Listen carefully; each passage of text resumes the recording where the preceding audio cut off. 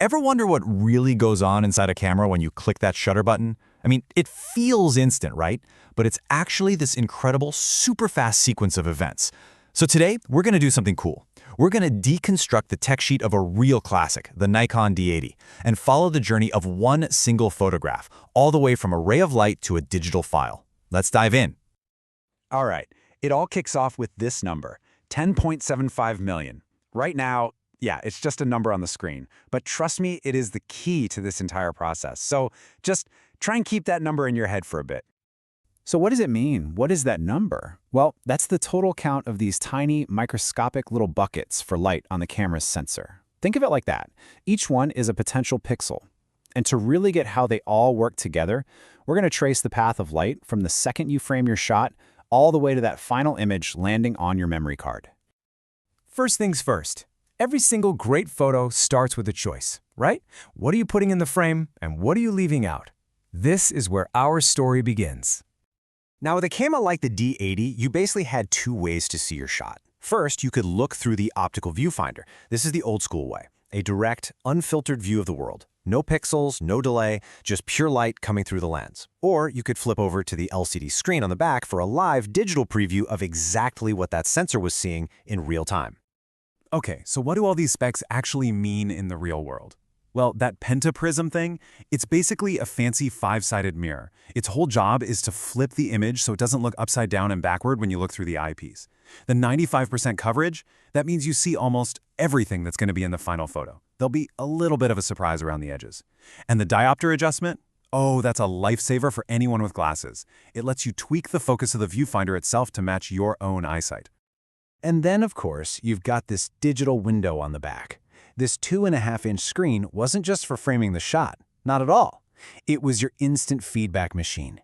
You took a photo and boom, you could immediately check if it were sharp, if the lighting was right, if you liked the composition. And that wide viewing angle, 170 degrees, that just meant it was super easy to show your buddy standing next to you the awesome shot you just got. Okay, so you've got your shot all framed up. The next big hurdle? Making sure it's perfectly tack sharp.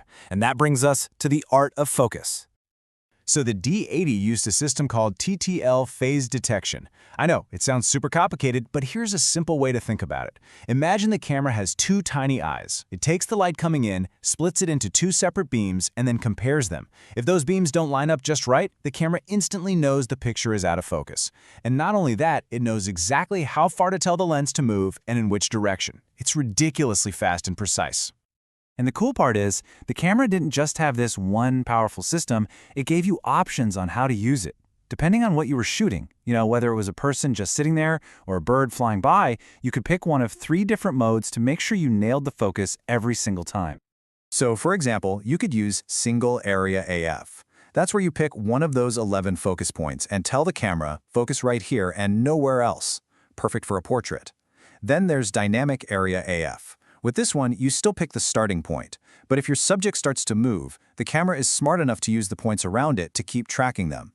And finally, there's auto area AF, where you basically just hand the reins over to the camera and let it analyze the scene and guess what you think is most important. All right, your shot is framed, it's in focus. Now we get to the most critical part of all, getting the exposure right. Honestly, this is the heart and soul of photography. In literally a split second, the camera does this little 3-step dance. First, it has to measure the light that's available. Second, it decides how to control that light so the right amount hits the sensor.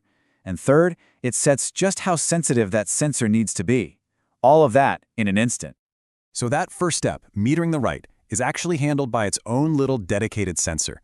It's a tiny 420 pixel sensor, and its one and only job in life is to look at the scene, analyze the brightness and the colors, and then report back to the camera's main brain with all the info it needs to get the exposure right. And this chart is a perfect illustration of one of the ways it thinks. When you're in center-weighted mode, the camera basically says, okay, 75% of my decision is going to be based on what's right in the middle of the frame. This is a super classic way of doing things, and it's perfect for situations like a portrait where the person is the most important thing, or if your subject is backlit. Next up, the camera controls light, well, by controlling time itself. Think about the range here. At one end, you've got a shutter speed of 1/4000th of a second. That's fast enough to freeze a hummingbird's wings. At the other end, You can leave the shutter open for a full 30 seconds and turn car headlights into these beautiful flowing ribbons of light. That is a massive creative playground.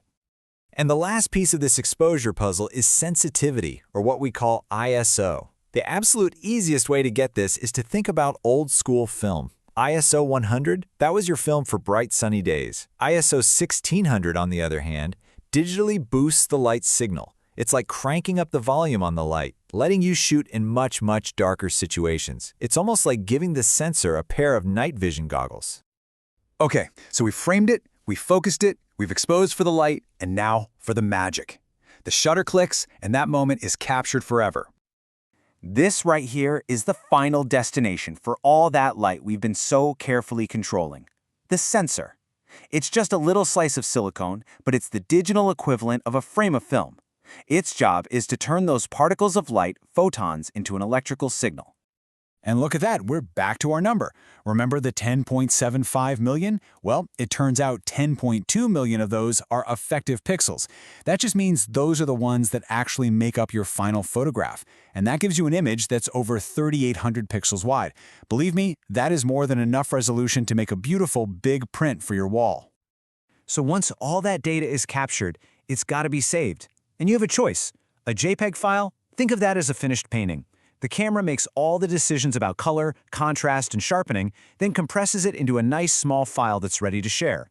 A NEF file, which is Nikon's RAW format, is completely different. It's the digital negative. It's all the raw, unprocessed data straight from the sensor. It gives you total control to go in and develop that photo yourself later on your computer. And get this, the camera can perform that entire complicated dance. The focusing, the metering, the exposing, the capturing, the saving, it can do all of that 3 times every single second. That's what continuous shooting is all about, and it's how you make sure you don't miss that one perfect moment in an action sequence. So when you step back and look at the whole process, what have we really learned from taking apart this classic piece of tech?